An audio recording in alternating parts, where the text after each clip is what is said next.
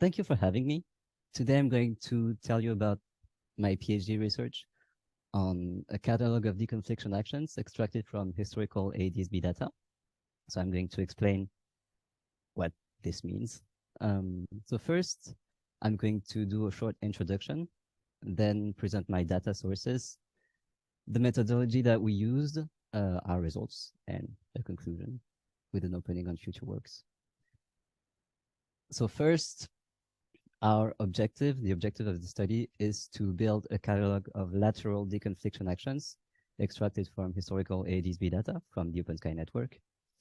The broad motivation is to better understand how controllers perform deconflictions, so their uncertainties and preferences, in order to integrate those into conflict-solving algorithms.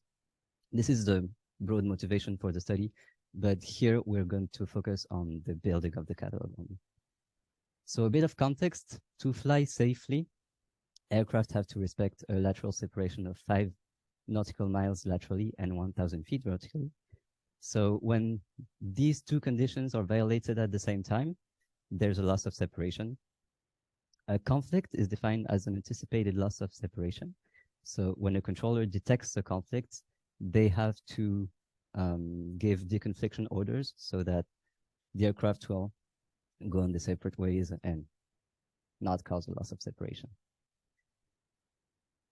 To solve conflicts automatically, there has been a lot of research. So many algorithms use, for example, constraint programming, mixed integer programming, evolutionary algorithms here. And there's many more different methods. These methods are often based on trajectory prediction, which implies a broad range of uncertainties. They can be modeled using, again, many different methods. You can see a few examples here. These uncertainties modeling are very useful for these algorithms, but they do not necessarily correspond to exactly the uncertainties that the controllers take into account when they perform the deconfliction themselves. We know that when we present controllers with deconfliction suggestion, that they are much more likely to accept them when they look like what they would usually do.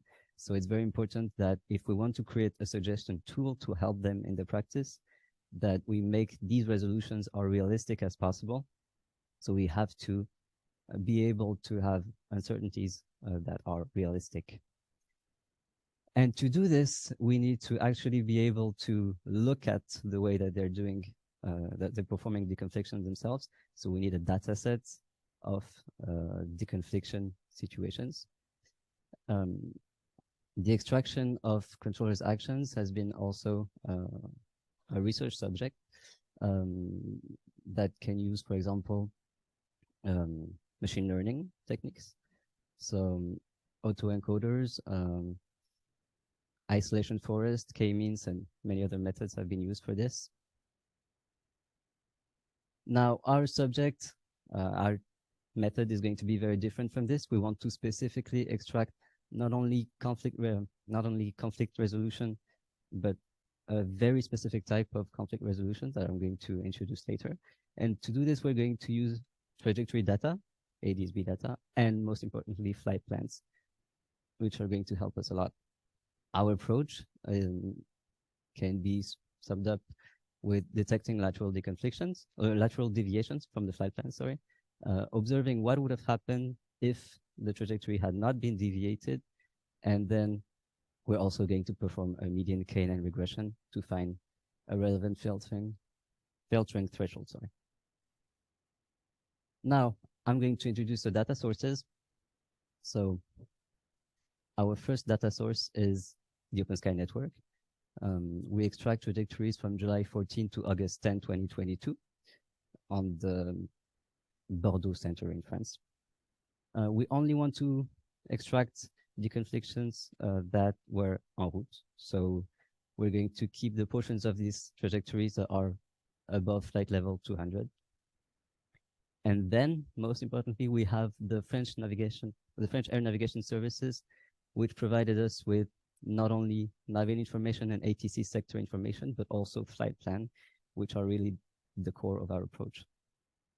To filter and format all this data, we use the traffic library in Python. So now I'm going to introduce the methodology. So we start with what we call a deviation. To explain what's a deviation is, it's a portion of the trajectory in which the aircraft's alignment does not correspond to any of the navets in its original flight plan.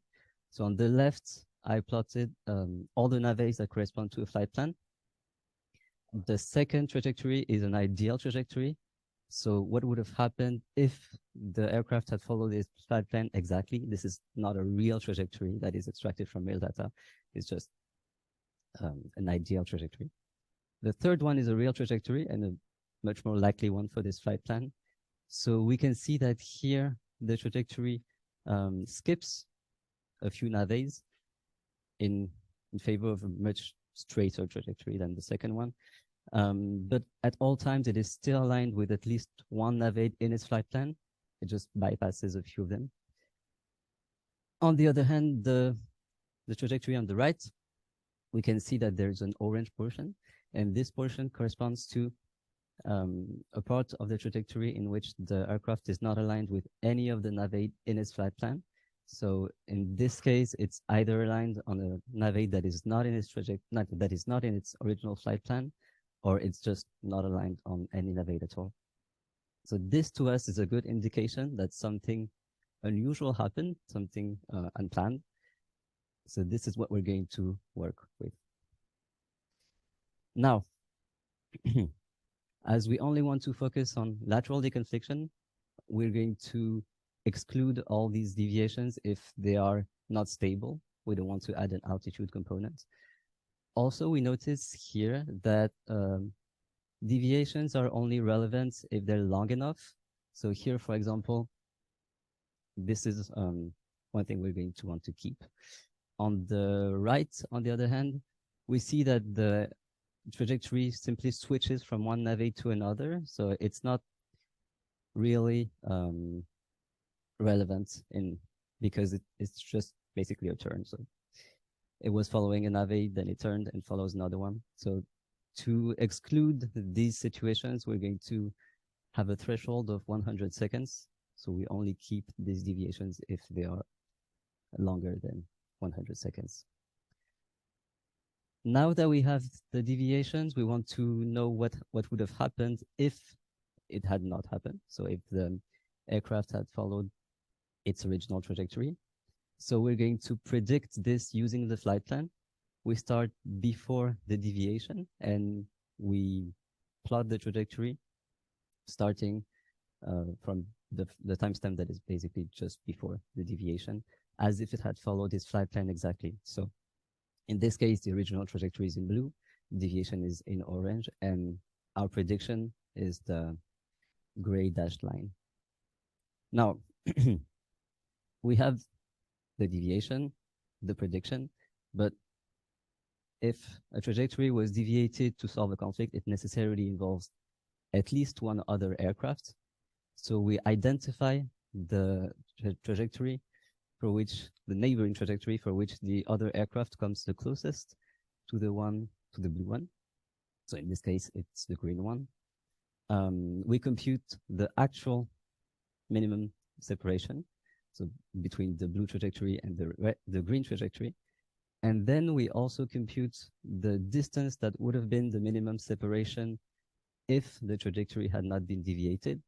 So the distance between the green trajectory and the gray trajectory.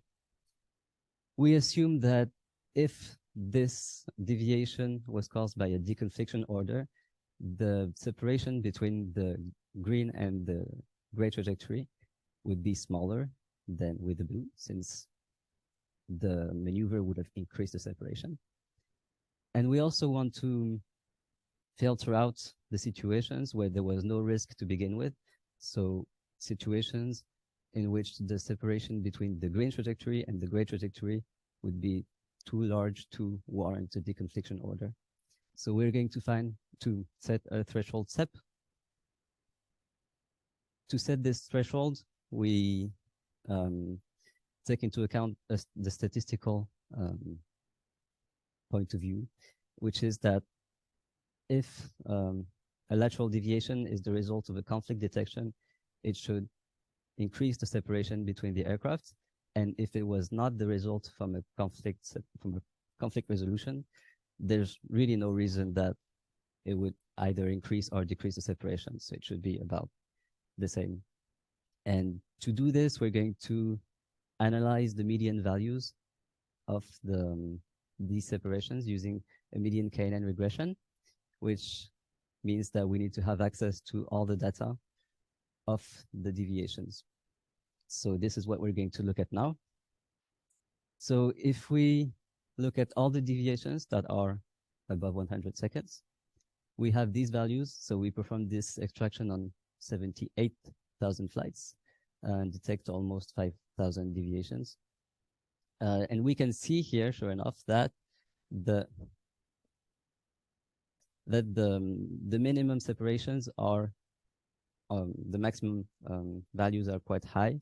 So these values are much too high for there to be a deconfliction order. And we also notice that the difference, we have here the minimum actual separation, so between the real and the closest neighbor, and the minimum predicted is with the prediction.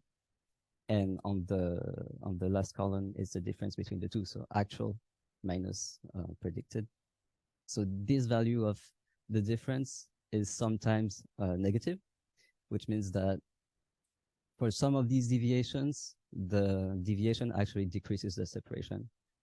So that's a few things that we're going to want to filter out. If we look at a more visual representation of these results, we notice that with here the separation on the x-axis and the number of deviations on the y-axis. In blue, we have the actual separation, which is almost always much superior to 5 nautical miles. And in orange, we have the predicted minimum separation, which is much more symmetrical. So we do have a lot of values that are inferior to 5. So we do have some very interesting information in these deviations. We're just going to need to filter out with the threshold SEP. So the reason that we do not simply set this threshold to 5 is that we do not want to only consider the situations where the trajectory would have led to a lack of separation. We want to more specifically take into account the controller's perspective and look at all the situations which warrant a deviation or a deconfliction order to them. So to do this, we plotted the minimum prediction on the x-axis and the difference that we looked at earlier on the y-axis. So the blue dots represent this. And the black line was obtained with the median KNN regression, which is the median of the difference as a function to the minimum prediction. So here we notice that it's positive before the red line, which is at 8 nautical miles, and then it stagnates around 0, which suggests that before 8 nautical miles, the deviations lead to an increase of separation, and after this, it tends to be irrelevant. So we're going to set the threshold to 8 nautical miles and see how it goes. So this is what we did. So our heuristic is basically that we take all the deviations and we only keep the ones that with the minimum predicted separation is inferior to the actual minimum separation, and the minimum predicted separation is inferior to 8. So on our original 78,000 flights, we extract a bit above 2,000 results, which represents 3% of the flights. And here we see that the minimum prediction is on average inferior to 5 nautical miles, so the standard, but not always. So this is a more interesting result. Now, to validate this, we do not have a data set since we're trying to create it. So what we did is we performed a visual check on one day in our trajectories, so 100 results. We looked at them, and from these 100 results, 94 were positive, so they did look like actual deconflictions, and 6 were ambiguous, so we're not sure about them. Most of them look like this. So as before, the real flown trajectory is the blue one, the deviation is in orange, neighbor in green, and the prediction is in gray. On the example on the left, for example, we have this data. So we see that the actual minimum separation here is 7.8. So this is the distance between the two aircraft as the closest point of approach. And the predicted minimum separation was 2.9, almost 3. So we can see that here, if the deviation had not happened, it would have caused a loss of separation. Now, our method does have some limits. Complex situations, like the ones that were counted as ambiguous, will require further refining and additional criteria. And we still have imperfect data that needs further filtering too. To validate it, we based ourselves on a small data set of 100 situations, and we have limited data for formal validation. Now, I'm going to conclude and explain what we're going to do next. So what we did is we created a simple heuristic that extracted a specific type of deconfliction from ADSB historical data.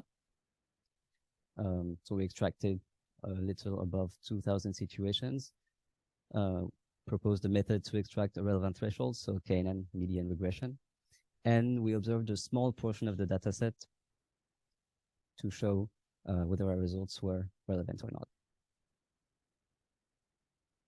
For further validation, we are thinking of using a data set that was published a bit earlier this year, which contains not only flight information, airspace information, weather forecast, but most importantly, clearances from ATCOs.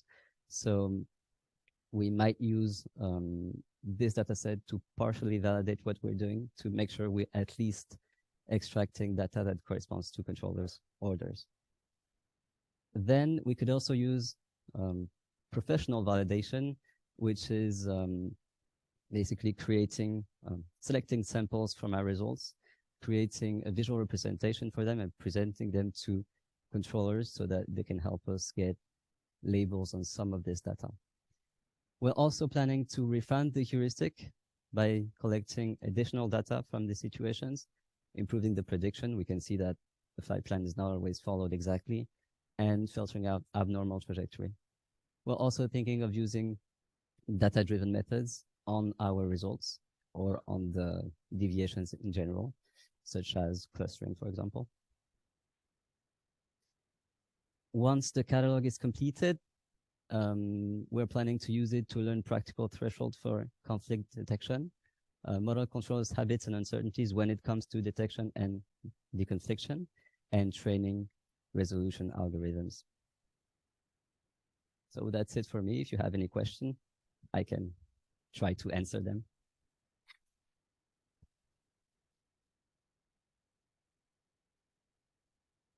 Any question from the audience? Okay, so many hands, so I try to make a good schedule. Thank you very much, and congratulations on the work, and the presentation was really nice. I found maybe on the future work, because I think it's interesting and promising, and some ideas were quite nice. But the thing is, maybe if I understood properly, you are focusing on reroutings strategy, the confliction strategies, right? Yeah, track deviations. Yeah, because you can be vertical as well and can be based on time. Speed, yeah. So you can follow different strategies. So that would be maybe my you have been focusing in very particular strategy, and at the same time you are applying potentially this Swedish data set and the ATCO clearances, while the strategies may vary from different individuals in the same unit, and may happen that you observe a behavioral pattern in the Swedish ATCOs that doesn't replicate in Spanish or French or Italian ATCOs. They may follow different strategies. So I wonder whether it's valid if you're going to use this kind of models to be so fragmented in terms of focusing in just one strategy, when sometimes when solving a conflict, you have different strategies or different look ahead times. You may also take the opportunity to give a direct that is environmentally positive. Yeah. So that's why if you only focus on the deconfliction side, you may miss other conflicts that are giving maybe with a larger look ahead time. We are missing, well, yeah, our goal is more to only keep conflicts, but we know that we're missing a lot of them. As you said, when you use a direct, so when you just skip the navigate we were following, we're just not going to see that at all. So I would recommend, because I think I see a lot of potential in your work. So I'm aware, because I contributed as well to that, from a work in a similar way from University Piraeus, that they follow also some operational data, and we're facing similar challenges to the one that you are facing. So maybe just to have a view on that and try to see if we can leverage something from that. Okay, sure. Thank you, and congratulations. Thank you. Okay, so also from my side, thank you very much for your presentation. As you have said, the separation minima infringement, it is 5 nautical miles, and it's also like 1,000 feet. So did you also take into consideration the vertical distance? Did you make any research on that, like the 1,000 feet? Well, I'm not sure I understand the question. So.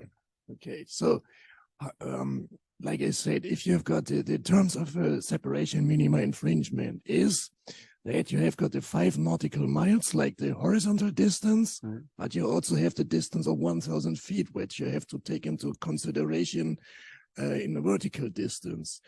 So in your presentation, you have done research on the 5 nautical miles, the horizontal distance, but also to identify a separation minima infringement, you need to tell the horizontal distance as well as the vertical distance. Okay, yeah. So that's when we choose I'm going to show you this very quickly. When we look at the green trajectories, so the neighboring aircraft, we're only looking at the ones which are at the same altitude at the time. So yeah, I didn't mention this, it would have been very long, but yeah, we build a neighborhood that is basically, we go from the beginning of the deviation up until 20 minutes, and we look at all the neighboring aircraft which are either flying at the same altitude or intersecting with the plan. So yeah. Okay, thanks. And did you do some research in sense of a heat map? No. Okay. Thanks. Thank you. Oh, sorry. The guy in the back. Thank you. Great presentation, very interesting work. I like that 8 number because I've seen 8 to 10 as well in the US. So just as some outside validation. Thank you. My question is, and perhaps I missed it, which flight plan are you using? Is it the initial filed flight plan? And then were you able to handle like amendments or changes to the flight plan? It's the last one. The last we can find. Oh, the last flight plan available. Yeah. So if it changed, then you were using the changed flight plan. Yes. Okay. And if that changed flight plan was in response to a conflict avoidance maneuver, then you might not be catching that fact, right? Yeah, I might not. Okay. Cool. Yeah, I have some questions as well. So it's if you look at the radar data, you see the solution, right? And then you're looking for the problem. Yes. Okay, could that be a problem? And the flight plan, I think it's a little bit like you may correct me in terms of times, but it's more pre-tactical, right? Or it's tactical thing. So I just assume, so ADFM, it's solved. So I know I have the capacity in the sectors, and now the aircraft are flying. And there are so many hidden figures. Sometimes they give up a flight plan, as you said, they already had this kind of shortcuts in mind, and they already get it like directs or something like this. So I think it's a really challenging task, but I like to see that you're going for this, because when I start with aviation, I see scenarios where 10 flights going to one point, and then they try to solve it. And I think as an operator, if you have this kind of problem, then you messed up earlier, right? So I think this is a big game of lots of players. I think one of them is the ADFM, the sector itself. And I didn't have the English name, but it's in Germany, it's Einsatzberechtigungsgruppe. It means that the controller is responsible for a specific area. And it could be that they have a learned set of solutions of solving a problem. And this could differ from sector to sector to sector, right? It could be that you find a solution which is valid for a specific set, but from machine learning perspective, you're looking for a similar data set in similar trajectory, but it could be that the operational surrounding it's totally different. Yeah, and that is pretty hard. And I really like to see that you're using the data set from the Swedish guys, because I think then you can make some kind of isolated approach and take all your ideas with you. Yeah, that would be very interesting. Yeah. Other way around, be aware, do not make problems of solutions you solved. I saw this in an EU thing 10 years ago, and people showed me some from the data management perspective. They show problems in aviation, and they showed us the holdings, and I said, no, that is not a result. We build it in by purpose. So sometimes please do not construct any problems. So that was the thing I want to be aware of it. The Einsatzberechtigungsgruppe, now you learned the German word. Sector groups, yeah. Okay, there's another question.